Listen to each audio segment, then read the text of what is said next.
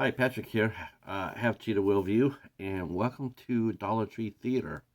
Um, this will be coming out in November. As you're watching this will be coming out in November. I will be taking November off, so I'm gonna put together a movie a week, so I don't seem to be go cold turkey according to YouTube, so they won't mess around with my algorithms.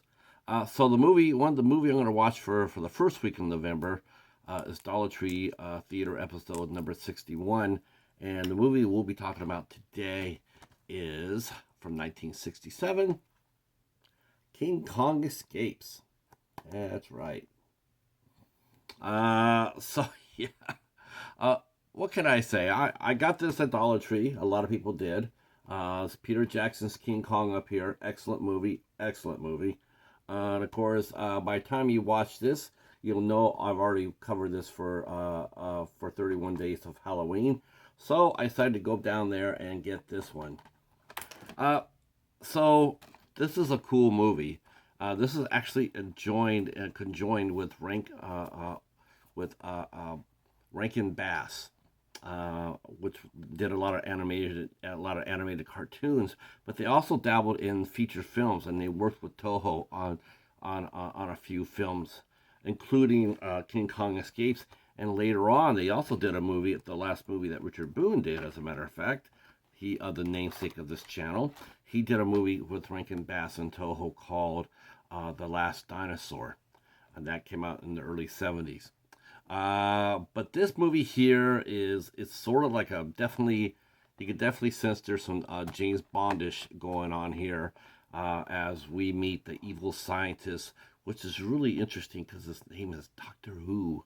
Yeah, Doctor Who, and Doctor Who is has been employed by a foreign government to mine Element X, which according to everybody is like if you get some dynamite, some Element X, you could rule the world.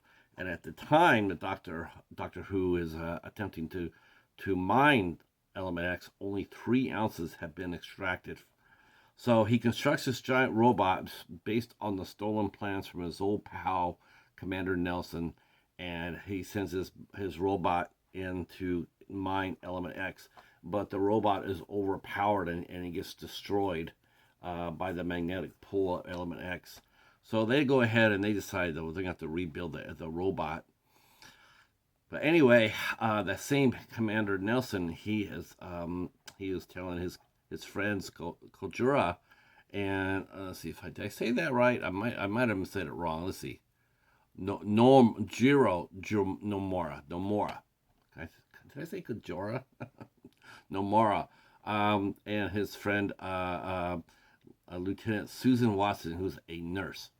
And so he tells them about this fantastic island, and supposedly there's a giant monster on there. But lo and behold, thanks to a convenient accident, Commander Nelson and his team land up on that same island that they're looking for. So he goes ahead and he launches a little expedition with his second in command and Lieutenant Watson to go to the island, and sure enough, they run across Kong, but they also run across a Gorosaurus. So there's more than one Gorosaurus, like we already seen the one in the Godzilla universe. In fact, he was featured in Destroy All Monsters. So there's more than one Gorosaurus. This movie does not mention.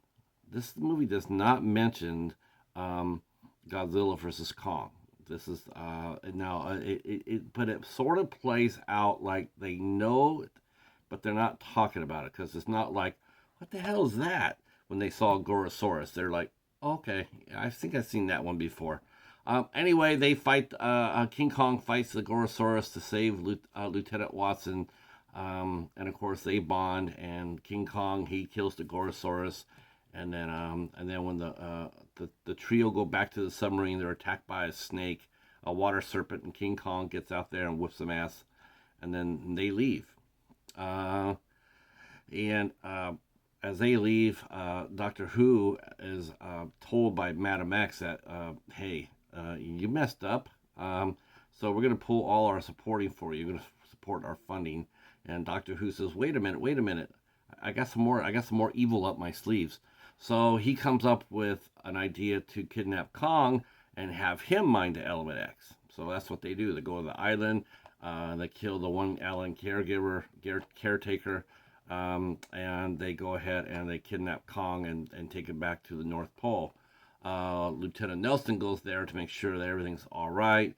They find out that Kong's not there, and the gentleman who'd been shot lasted long enough to tell him that his old evil pal, Doctor Who, has been causing shenanigans. And as they go back to the ship, they get told by the United Nations that that Commander Nelson, Lieutenant Watson, and Lieutenant Commander Nomura are desperately needed at the UN. So, and this was actually really cool. I have to admit, this was cool. I sort of like, this is cool. So, even back then in the 60s, this is 1967, and chances are really real that the Japanese were still flying the Catalina, PBY Catalina, as a patrol plane. And so that's what happens. Doctor Who sends this Catalina out there to pick them up.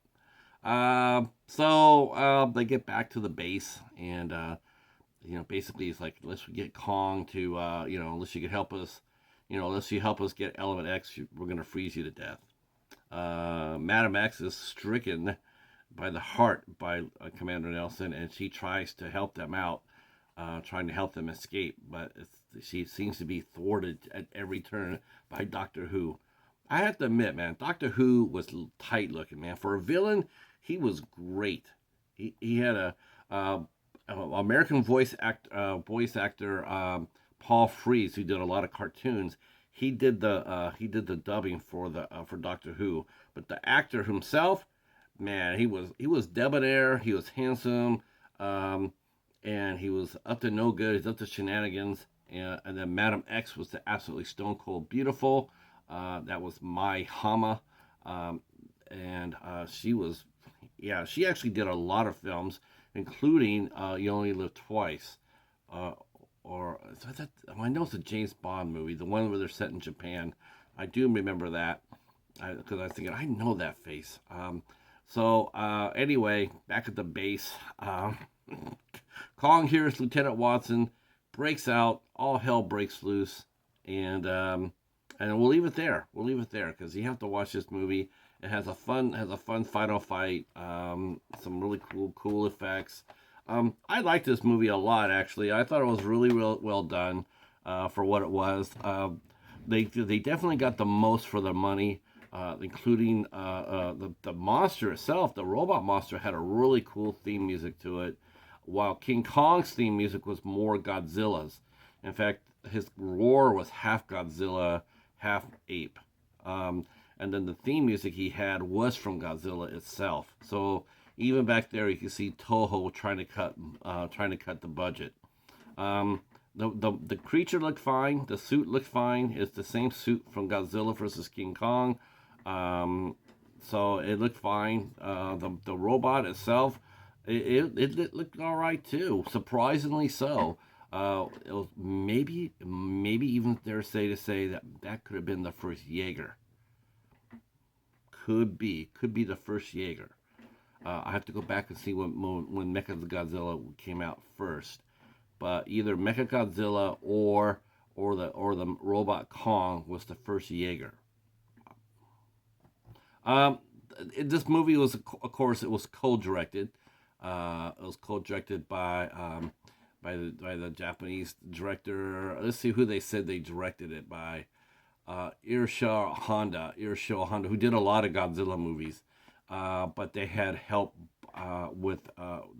by John Beck from Universal Pictures.